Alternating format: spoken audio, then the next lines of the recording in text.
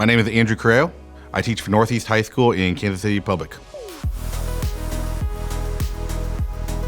I think there's a lot of reasons I love Empowered, and some of them are from a personal standpoint, from the change that we're creating. Right, we're creating substantial change. My students are engaged more. They're getting up and out. I hear a lot of laughter in my classroom. I'm making relationships, things like that. So on the personal side, like what I want to do as an educator and create substantial change, I get from Empowered. Hey, and the first thing I ask in the beginning of every year is how many of you guys want to see me stand up here for the next 185 days and just talk to you?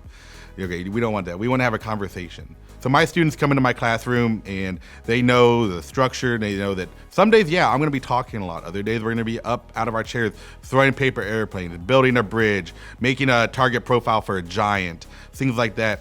And they're going to be doing something different that they haven't done in any of their other classes. You do an activity called the Paper Airplane Factory, where we're talking about things like sunk cost, opportunity cost, rapid prototyping, and things like that, because we're looking at small businesses. But the kids, the whole class period, just get to make paper airplanes, and they get to throw them down the hallway. So I think the real key for Empowered and how it's helped me is getting kids to learn without realizing they're learning. It's almost like a magic trick. And what Empowered does for me is it shows students that they can be successful in whatever they're doing. If they found passion, they're taking advantage of opportunity, they're gaining knowledge, they have integrity, they're responsible for their own actions. All of these things are the tenets that make a successful person.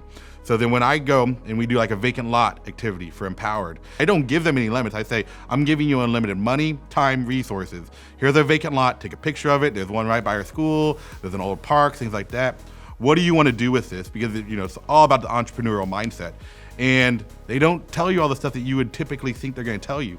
They always go back to their community. As the curriculum's evolved over time, I've been able to evolve my teaching style to continue to incorporate these engaging, empowering techniques so that my students stay engaged with the class. I can lean on Empowered because I know there's something somewhere either that Empowered's done or that another teacher on the Empowered Hub has done. So it's not just that I'm getting the Empowered curriculum, I'm getting in the Empowered community. Right, and that's important for me because I think as teachers, a lot of times we feel like we're on an island. We're sitting in our room. Very rarely do we get to interact with other people from other content areas, much less other people from other schools in our district or schools across the country.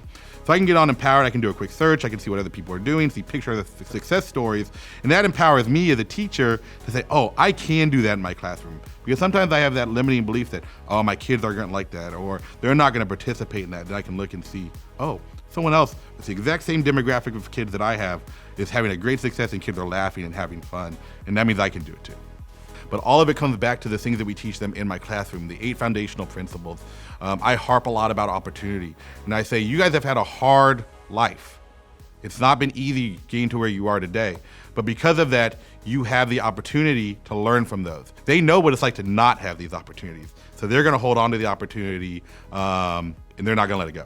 Our students are told a lot of times from a very young age that they have nothing to be proud of, that they're just bound to repeat these cycles that have been in generation to generation. And so getting to be able to see that growth from someone who maybe didn't even have any aspirations of going to college, they were just like, I want to graduate early, I want to get out of high school, to being able to graduate valedictorian of their class, get a full ride. Like, I know that I can go home every day saying, that's one cycle that we broke. And we'll break these cycles one student at a time.